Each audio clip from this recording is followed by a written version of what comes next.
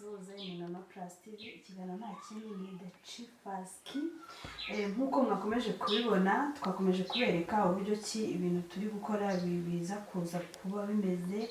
Twabanje tutogosa ibirayi, tuza kuvangamo n'imboga.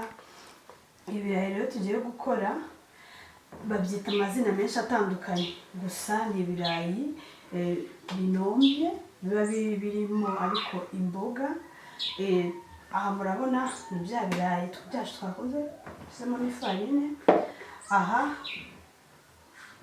murabona ni shapeli, iyi n'igi.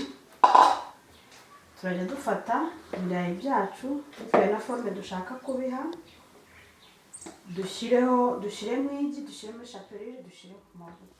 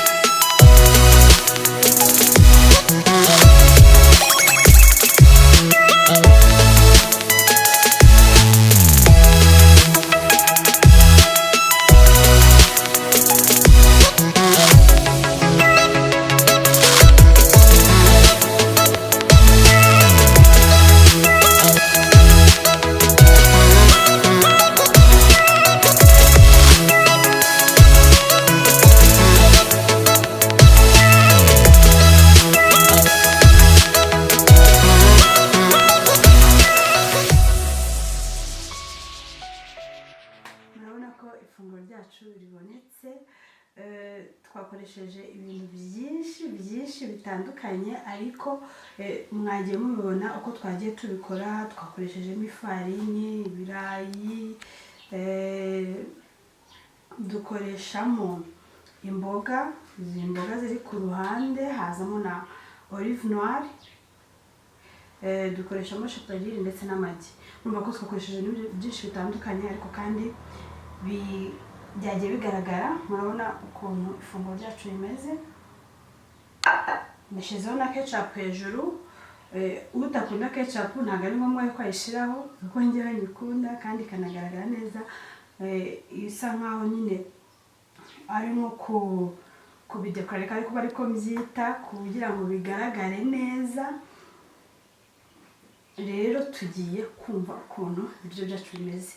Ibi biryo ntabwo, iri funguro ntabwo yaba umuntu mukuru yaba umwana, ni ifunguro nyine riryoha kandi byoroshye kuritegura nk'uko mwabibonye. Abantu benshi batinya ibintu bijyanye n'amafarini kuba babikora kubera ko babumva yuko bishobora kuba ari ibintu bitinda kandi bifata umwanya munini, ariko uburyo twe twabikozemo mwabonye ko ari ibintu byihuse cyane. Tugiye kumva ifunguro ryacu ukuntu rimeze, ubundi namwe muzabitegure mu rugo.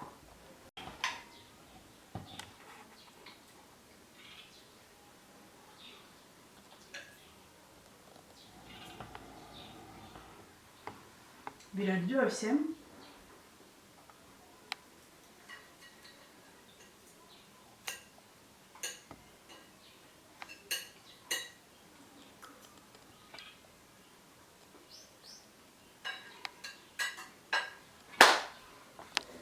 ntabwo wakumva ukuntu biryoshye kandi ngusaba ko nawe wazabigerageza mu rugo ukareba ukanumva ukuntu bimeze.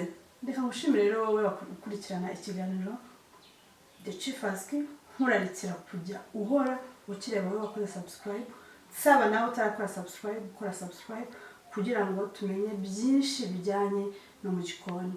Ikiganiro nta kindi, The Chifaski ni inono+tv. Ciao.